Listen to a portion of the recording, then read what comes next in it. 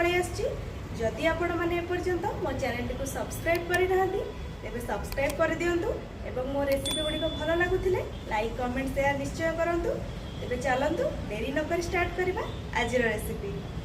आज होची क्रिसमस एवं क्रिसमस रे मु गोटे मिठार रेसिपी बनाऊँगी जार ना होची छेनार खीरी। यही रेसिपीटी बनैबा बहुत सहज एवं खाइबा पाई मध्य बहुत टेस्टी। तो रेसिपी बनैबा पाई मु एठी 3 पैकेट क्षीर नेइची जोटा कि बहुत ही थिक अछि। फास्ट आमे क्षीरटी को भल से बॉईल करि नबा। बॉईल करबा पाई मु कंटेनर रे अल्प किछि फास्ट पानी ऐड कर देइची ताले क्षीरटी हमर तळे लागि जीवनी। एबे गैस रो फ्लेम टी को लो टू मीडियम रखिकी क्षीर बॉईल हवा पर्यंत वेट करिबा।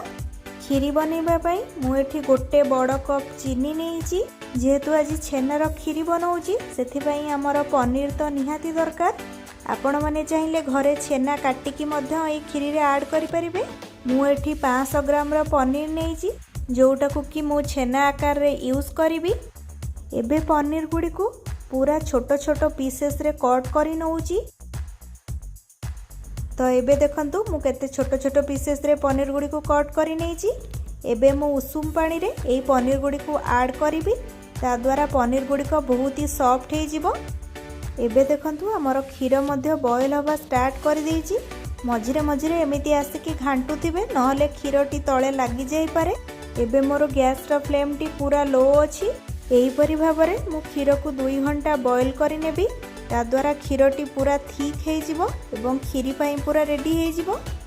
एबे देखंतु 2 घंटा परे क्षीरटी केते मरी सारिची एवं क्षीरर कंसिस्टेंसी भी पूरा परफेक्ट हे सारिची। एई टाइम रे मु ऐड कर दोउची स्वाद अनुसार चीनी। एबे ऐड करूची कटा होई रखा होइथिबा पनीर पीसेस गुडी को। पनीर पीसेस गुडी को ऐड करबा परे 2 ରୁ 3 मिनिट ताको भलो से फुटिबा पई छाडी दबा। लास्ट रे टिके इलायची रो पाउडर ऐड करूची या द्वारा फ्लेवर टी पूरा 2 गुणा हे जिवो।